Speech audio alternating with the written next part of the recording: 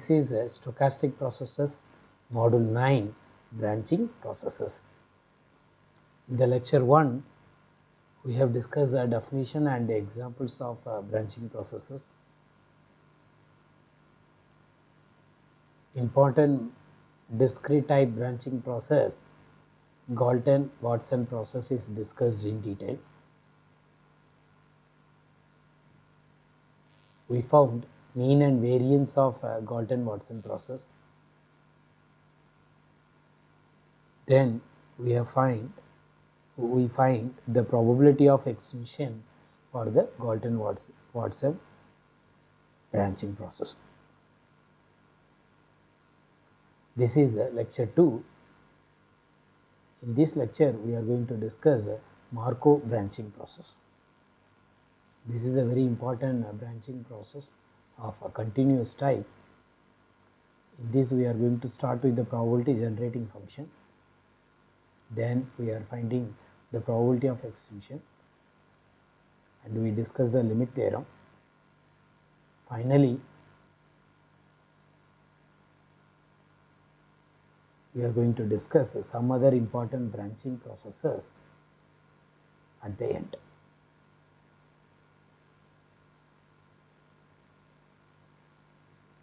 What is a Markov branching process?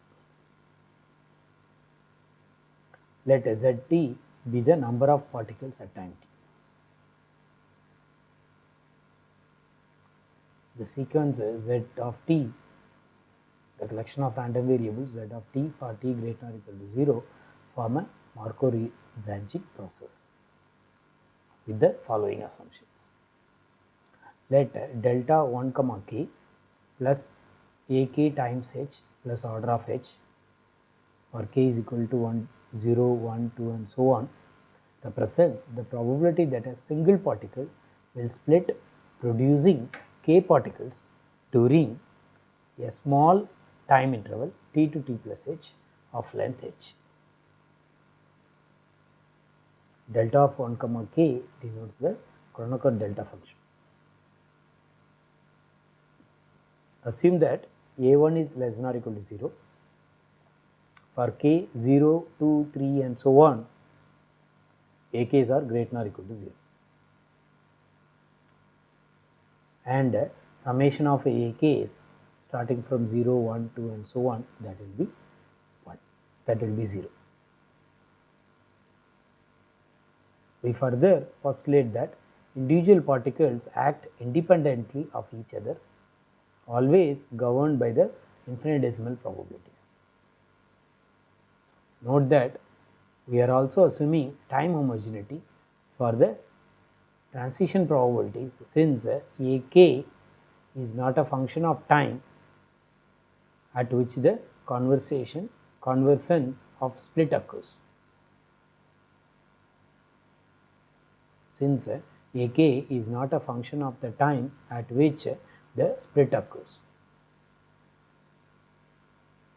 The similar assumptions we have taken care in the discrete type branching process also. Each particle lives a random length of time following an exponential distribution with the mean 1 by lambda. That is same as a0 plus a2 plus a3 and so on. On the completion of ith lifetime, it produces a random number d of descendant of like particles. The probability mass function of d is probability that d is equal to k will be a suffix k divided by a0 plus a2 plus a3 and so on.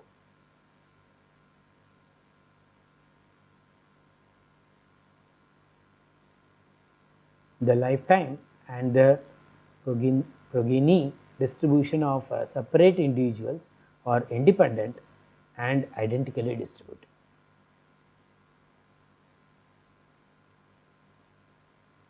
Using the independent assumptions, we get the conditional probability of zt plus h is equal to n plus k minus 1 given z of t was n.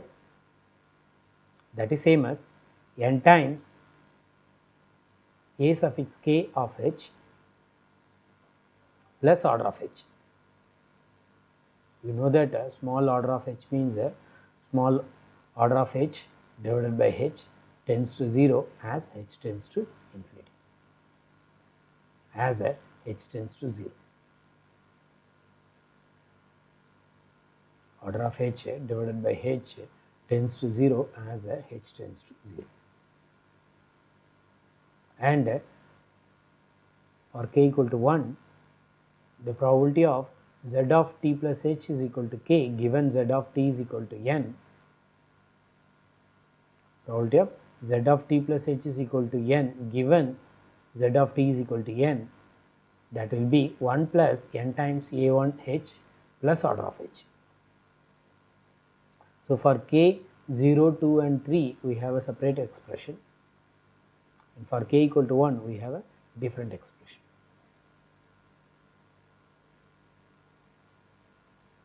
Now using the conditional probability, we are going to define the probability generating function. Now let pi comma j of t is nothing but the conditional probability of a probability of z t plus s is equal to j given z of s was I. Using this, we define the probability generating function, that is nothing but psi of t comma s with the two variables summation over j pij of t s power j. So this will be the probability generating function for pij of t, where pij of t is the transition probabilities. Now we are going to discuss the probability generating function of z of t in the theorem 4. Already first 3 theorems are discussed for the discrete type branching process. So here we are going to discuss the 4th theorem. The probability generating function for pij of t, that is psi of t comma s, satisfies psi of t plus v of comma s, that is same as psi of t comma psi of v comma s. This is a continuous time analog of theorem 1 in the case of discrete time branching processes. We will discuss the proof. Since individual particles act independently, we have the fundamental relation, the probability generating function for pij of t, that is nothing but summation over j, instead of the transition probability I to j, it is a transition probability of 1 to j of t s power j the whole power I. That is same as the probability generating function power I. The reason is the formula means that the population z of t comma I involving in time t from I initial parents is the same probabilistically as the combined sum of I population each with one initial parents. Therefore, the left hand side is the probability generating function for pij of t, that is same as making summation over j the probability transition probability of p1 comma j of t s power j the power I. That is nothing but the probability generating function for pij power I. Also, this formula characterizes and distinguishes branching processes from other continuous time Markov chains. By the time homogeneity, the Chapman-Kolmogorov equations take the form, the one step transition probability of pi comma j t plus v can be written in the form of summation k p I to k of t, then p k to j of v. Because it satisfies the time homogeneity, one can write the Chapman-Kolmogorov equations, because this is a Markov branching process. Now, the probability generating function of the time t plus v, the whole power I, that is same as the summation j pij of t plus v power j.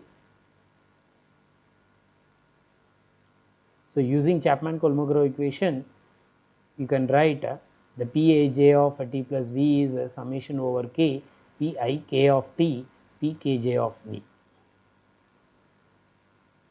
That is same as summation over k pi k of t summation over j p kj of v s power j. We know that this is nothing but the probability generating function for p kj of v, that is same as the probability generating function of v comma s power k. And this will be written as the probability generating function of psi of t comma psi of v comma s the whole power I. When you substitute I is equal to 1, we get the result, because psi of t plus v comma s is same as psi of t comma psi of v comma s. When you substitute I is equal to 1 in this equation, you will get psi of t plus v comma s is same as psi of t comma psi of v comma s whole power I. When I is equal to 1, you will get psi of t plus v comma s is same as psi of t comma psi of v comma s.